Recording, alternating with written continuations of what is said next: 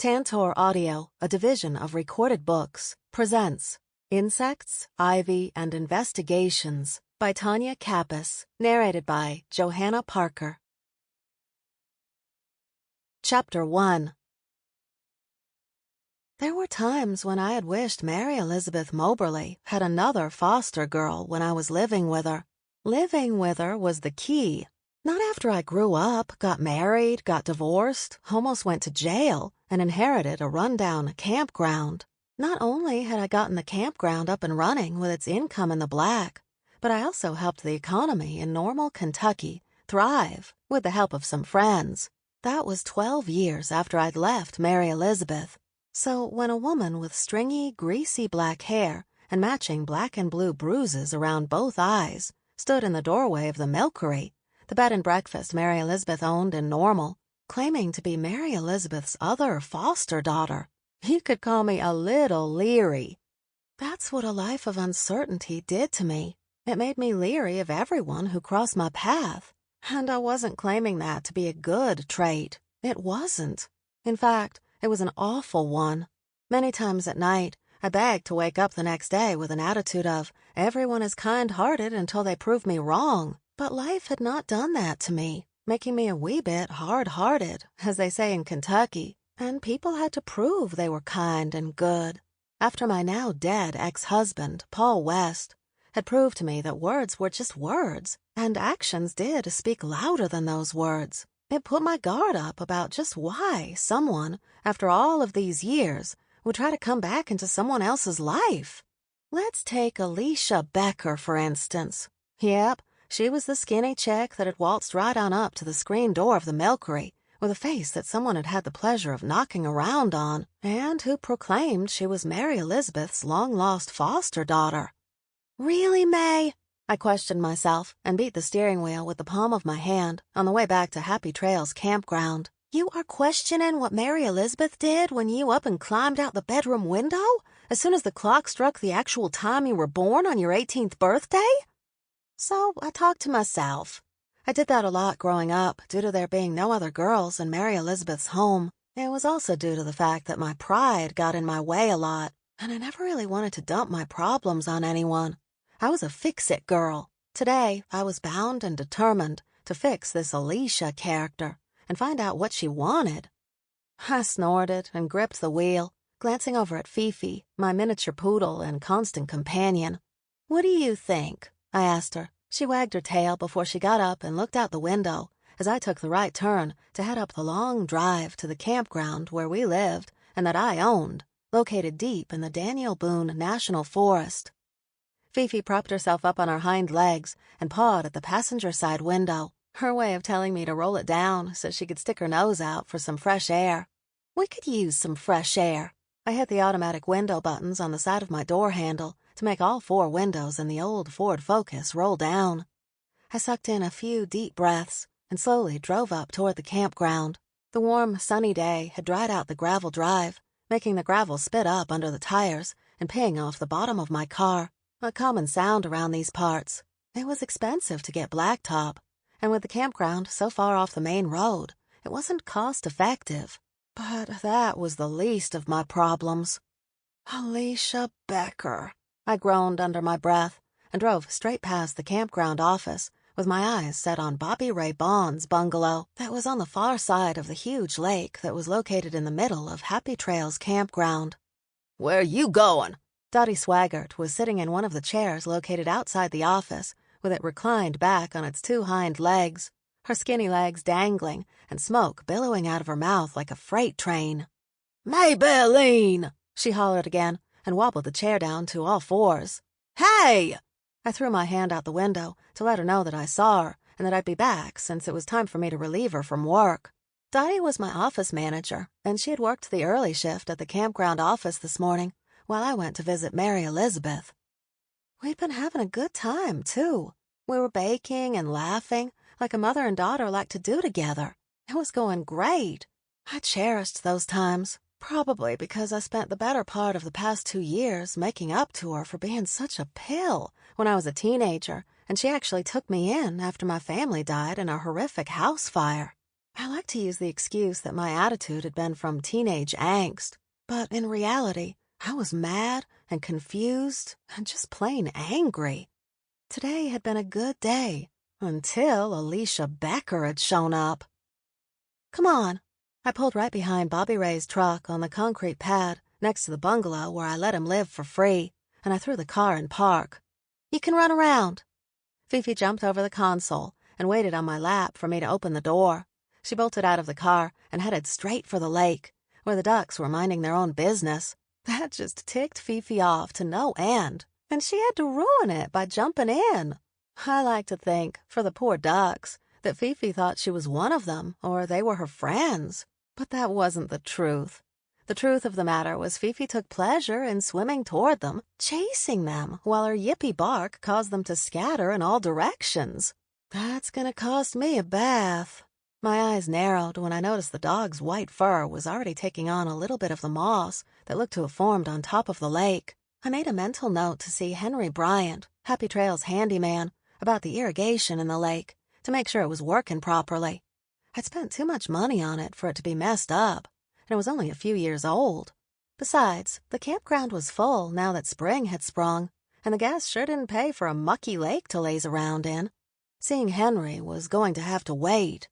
I slammed the car door and stalked up to Bobby's door, giving it a hard knock before I turned the knob and walked in, something I normally did. "Bobby Ray, who is—" My mouth closed and my eyes grew big when I saw Bobby Ray bent down on one knee with a little box opened in front of Abby Fawn. Abby's shoulders dropped and Bobby Ray hung his head. I gulped. "Alicia Becker?" Chapter 2. I closed my eyes and took a step backward, easing out of the bungalow and slowly closing the door. I squeezed my eyes shut harder when I heard heavy, angry-sounding footsteps making their way toward the door before it flung open. Bobby Ray, my foster brother, and Mary Elizabeth's foster son stood like a big bear, equipped with a snarl on his face. "You've done gone and ruined the moment for both of us now, so you might's well come on in." His twangy accent held a smidgen of anger. He swung the door open, and Abby Fawn, who just so happened to be one of my best friends, stood behind him, admiring the big fat diamond on her finger, the diamond I'd given him to make into a ring, because Bobby Ray didn't have 2 cents to rub together, and I loved him and Abby to death. Both of them were hard-working and in love, so it didn't matter that they didn't have a dime to their name. I knew they'd make it. "I'm sorry, I should have knocked."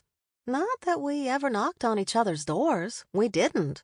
He even had a key to my camper, so he darn well came in whenever he wanted to. I was fine with it. "Can you believe it?" Abby squealed and ran over to show me the ring he'd gone and had a jeweler set the diamond in. "He said it's a perfect diamond. Those are rare," Abby gushed. "I love it. Congratulations."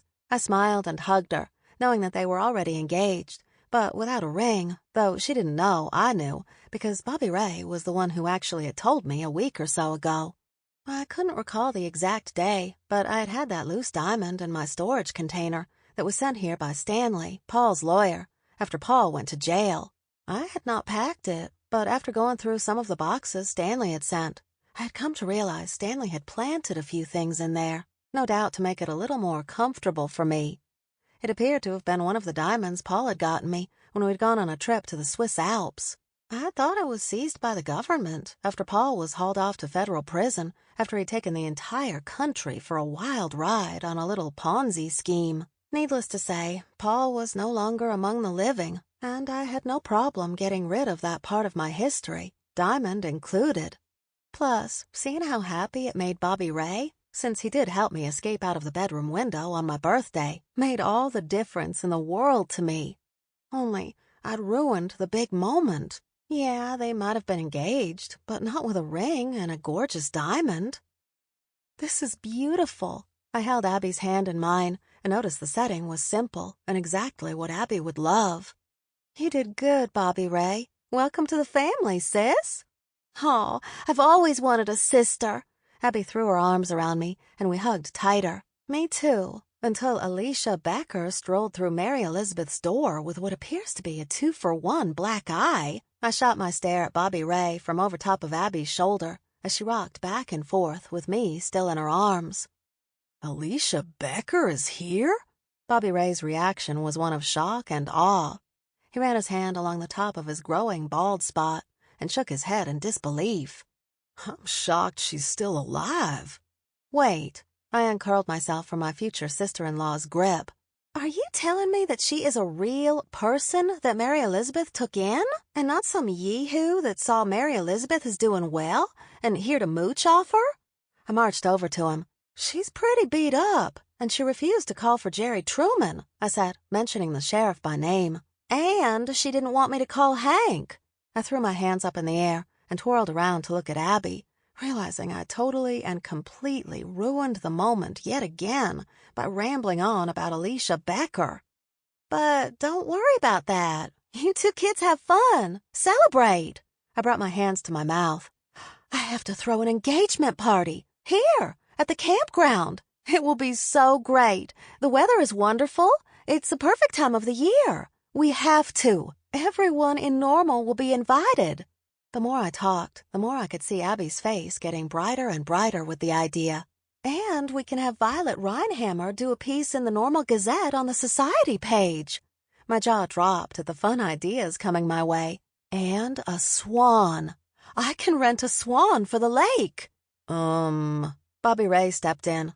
"Aren't we getting a little ahead of ourselves here? We just got engaged." "Don't give me that bull malarkey." My head jerked toward him. "This is something Abby and every girl has planned as soon as they come out of their mama's womb. So don't sit there and say it's a little early." "I'd love it," Abby squealed and bounced on the tips of her toes. "I have to get started now." She pulled her phone out of her pocket and rushed over to Bobby Ray. "Selfie time." Abby Fawn was quicker than a teenager with her phone. Before I could even take my next breath, she'd already taken their engagement selfie, put it on the social media, and hashtagged the heck out of it. "It's out there now that Bobby Ray is no longer the most eligible bachelor in Normal Kentucky." Abby went back to admiring her ring before she started to take pictures of it. In the meantime, while she was occupied, Bobby Ray came back over to me. "Tell me exactly what Alicia said." His tone set off my natural instincts, which were pretty good. In fact, I felt like my intuition was one of my better qualities. "Don't leave out anything." "Okay," I thought to myself before I really questioned him. "I'll play along." After all, if this Alicia was here to scam Mary Elizabeth, I was going to be the one to stop her in her tracks before she got started. "What is it you have on her?" I asked Bobby Ray after I gave him a general recap of what had happened. "Nothing. She was just always trouble. I mean, more than you trouble. Mary Elizabeth spent a lot of money getting her out of jail, sending her to rehab. She stole things. I mean, you just raised holy hell. This girl, well," he shuffled his feet, "she was just bad news all the way around. And she was already hooked up with the wrong crowd before she got placed in Mary Elizabeth's home. But how did she find Mary Elizabeth?" There were so many questions I had about this whole situation, but Bobby Ray's question trumped mine. "I have no idea." I sucked in a deep breath. My heart started to beat a little faster at the thought of this woman showing up and taking Mary Elizabeth to the bank if she was here to get money. But you telling me that she was always in and out of major trouble really does make me mad. Do you think she's here for money? If she didn't want to call the cops, why else is she here? Unless she really does want to get away from Craig. Who's Craig? I asked with a vested interest. She never mentioned a Craig. Bobby Ray looked back to see who was calling Abby. It's Bats. She smiled so big before she answered it. Can you believe it? She screamed into the phone. Mm-hmm. And Mae is going to throw an engagement party. Bobby Ray turned to look at me. I'll deal with that in a minute. Right now, I need to know exactly who Alicia is and what she could possibly be doing here. I shifted my weight and put my hands on my hips. She came to live with us after Mary Elizabeth gave up on you coming back or even getting into contact with us. They had drove Kenny Jolly's mama crazy about where you went because they'd gotten word someone had seen him coming back from the bus stop after letting you out. Bobby Ray mentioned Kenny, who was a young man from high school who was in my past, who had given me a lift to the bus station after Bobby Ray wouldn't. I was grateful to Bobby Ray because he was the one who gave me the money for the ticket and a little extra. I couldn't be mad at him when he had told me he was going to have no part of the shenanigans of leaving on a bus and never coming back. Keep going, I hurried him along. She had parents, but I think they were drinkers. Maybe her mama got into some trouble and put in the local jail. If I recall, her daddy didn't want her. So she came to Mary Elizabeth in a bad way. You know, he tapped his temple, kinda messed up in the head. Whatever happened to her? I asked. She was a fistful of trouble for Mary Elizabeth, but she was also like a stray. Mary Elizabeth, of course, helped. I smiled at Bobby Ray's compliment of Mary Elizabeth. Mary Elizabeth never turned anyone or any animal away. Not even a fly. She would say that everything and everyone had a mama. Alicia was around 15, and she wouldn't bother sneaking out.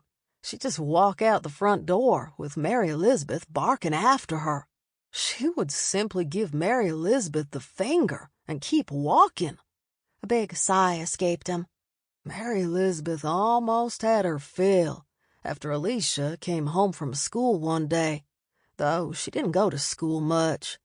Ended up the nurse had called Mary Elizabeth because Alicia was 5 months pregnant and sick or something. My eyes rounded. I obviously was a little shocked because I'd not been privy to this gossip. Don't look so shocked. She wasn't the first kid in Mary Elizabeth's care that got pregnant. He shrugged. I just had to work extra hours to cover all the mouths. So, did Alicia have the baby? I guess the baby would be like 11 years old? I quickly calculated the math in my head. She sure is. Bobby Ray nodded. Mary Elizabeth went to see her when you were in Perrysburg to investigate your family's death. Barbara, Doris Jean's daughter, is Alicia's baby. Wait. I shook my head like I was trying to sort through all the memories and thoughts so they'd fall into place. What? Yeah. Mary Elizabeth drove down there, remember? He gave me a hard look. I was having trouble concentrating. She never mentioned anything about seeing anyone or a child. I gulped. She did. Apparently, Alicia's daughter went into foster care. Mary Elizabeth sent money to the foster mother every month to pay for things like grammar school, etiquette lessons, and... He rattled off a litany of classes that I was familiar with because Mary Elizabeth had had me go to them too. Doris Jean had been volunteering for community service at the time. She was of legal age, so she wanted to adopt the baby. You know Mary Elizabeth. She told the caseworker she'd sponsor Doris Jean. I guess she's going to save one lost child at a time and beat the Southern Manners book into them, he teased, but it was not false. Alicia never cleaned up and got her daughter back? I asked. Even after the adoption? Nope. Alicia never asked and didn't want the baby. She ran off in the middle of the night. His words made my legs go spongy. Alicia sounded exactly like me. My heart fell. Poor Mary Elizabeth. She didn't deserve that at all. Craig gave Mary Elizabeth a lot of trouble. After Mary Elizabeth tracked Alicia down at some scummy drug house in the woods, Craig drew a gun on Mary Elizabeth. I put my hand up to stop him from talking, but he continued. That's when I tracked down Craig, because he was a regular at the shop, always looking for cars to fix up and that sort of stuff. Bobby Ray was the world's best mechanic, in my opinion. He'd gone to trade school for it and had worked in a local garage when I was growing up. He was always so kind to everyone, and it sounded like he was kind to this Craig fellow. Bobby Ray gnawed on his lip. I could tell he was getting angry at remembering the story. He was taking deep breaths and looking away as he finished telling me what happened. I told him I had a free muffler for that beat-up piece of junk car he drove, and he came to pick it up. I beat the living snot out of him, whipped him good." He stopped, licked his lips, and ran his hand over his nose and mouth before he looked down at me. Oh my gosh! I felt like I was going to be sick. The thought of someone doing that terrified me, but the idea that Alicia put Mary Elizabeth in danger didn't sit well either. What if she's putting Mary Elizabeth in danger right now? I don't know. I'll go over there before I go to the garage. I'm sure Joel will understand. He was talking about Joel Grassel, the owner of Grassel's Garage, where he worked. What happened? I asked. Nothing. I hadn't even thought about him, because they never came back. So when Alicia turned up here, I think we were so shocked. She always brings trouble. The edges of his lips turned down along with the corners of his eyes. But you said Mary Elizabeth still funds the child. I had no idea she did this. Mary Elizabeth funds all the kids she's had. Don't you know that? He questioned me. No, I had no idea. I sucked in a deep breath. So she saw Barbara when we were in Perrysburg. No wonder she talked with Doris Jean so much while we were there. Yep. Bobby Ray rocked back on the heels of his shoes. Most of the money she makes at the Milkery goes to Barbara now. Bobby Ray? My jaw dropped in disbelief. Why didn't you tell me? How quickly do you think we can get the party together? Abby sneaked up behind us and hooked her arm around Bobby Ray's arm. You've stepped in it now. He shook his head, making me wonder if he was referring to agreeing to throw an engagement party for Abby, or the whole mess Mary Elizabeth seemed to have created. Stop it! Abby teased and playfully smacked his arm. We want to get married as soon as possible. It appears that I've got an engagement party to plan with my soon-to-be sister-in-law, and you've got someone to go question.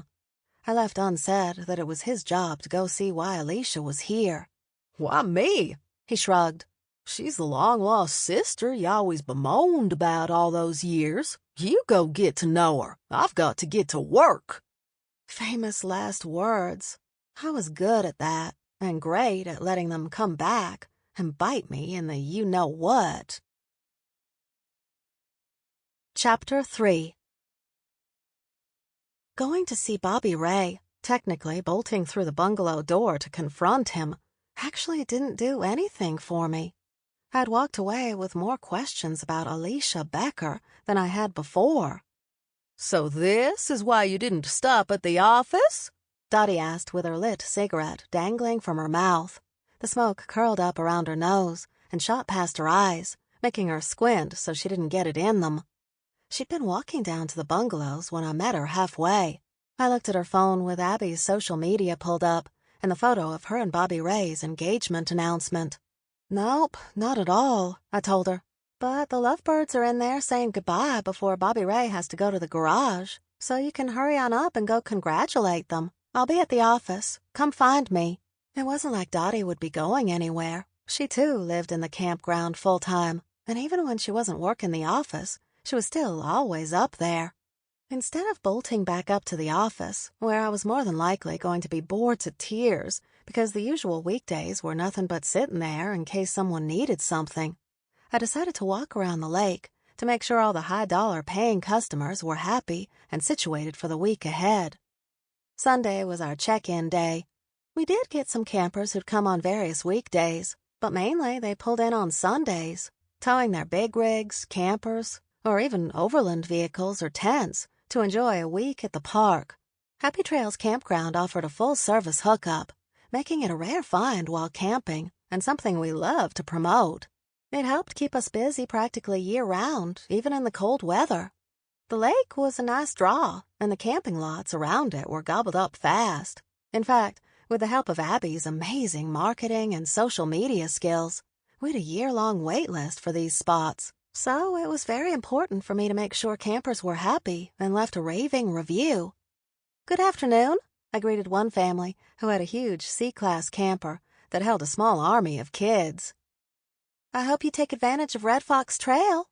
I pointed over to the trailhead that led down to the waterway. Our local kayaking champion, Alvin Dieters, is giving kayaking lessons in about 2 hours. You can sign up in the hospitality center, And be sure to grab a sweet treat from our local cookie crumble bakery. I'd made sure to include local small businesses in my marketing campaign when I brought the rundown campground back to life. Not only did using local products and featuring their businesses help them, it helped me.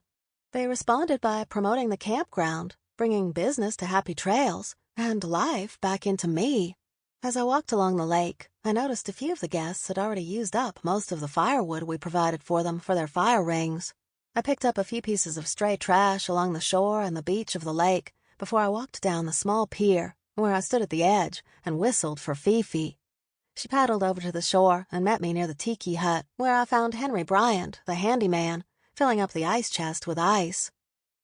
"Hey there, Mae," he greeted me with a wide-open grin, his 2 front teeth missing.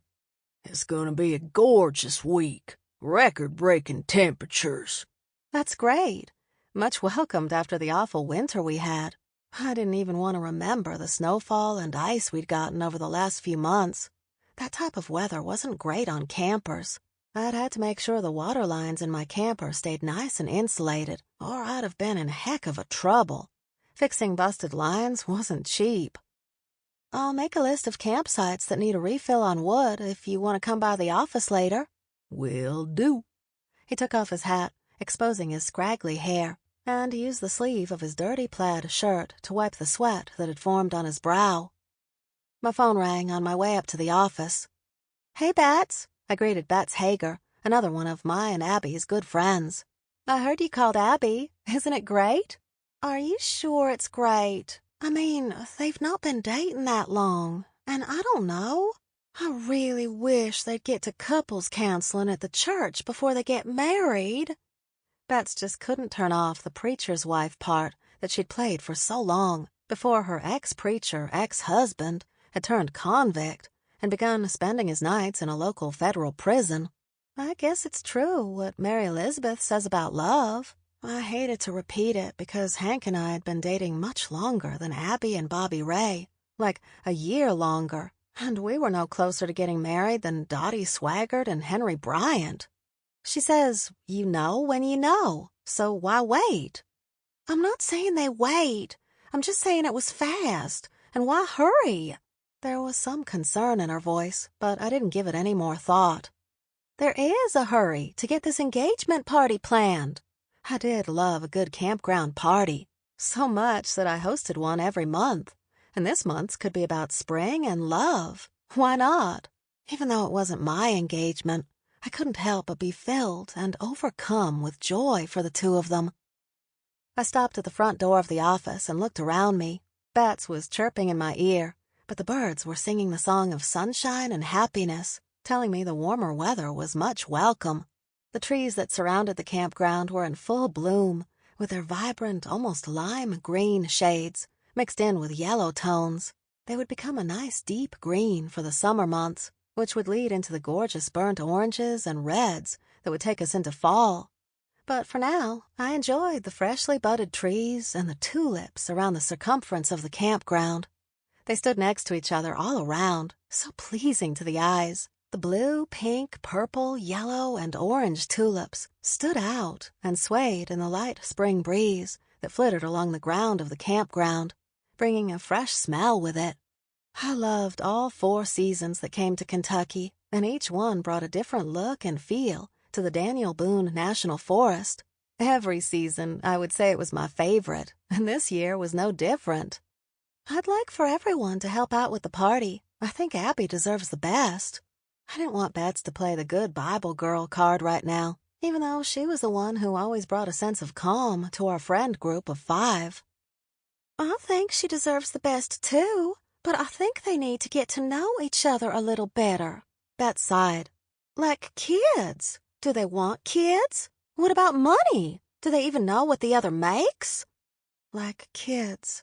That hung in my head, and I zoned out on what she was saying after that. Kids. That was an issue. Just recently, I'd found out that Hank didn't entertain the idea of having children. Not with me, anyway, or so it seemed. Hadn't even figured I'd have kids, and really did write them off. But once again, Mary Elizabeth's words haunted me. When you find the right man, Maybelline, you'll forget all about that feeling of not wanting children, and you'll want a messful. Messful? Maybe not a messful, but maybe one, with Hank. Sample complete. Ready to continue?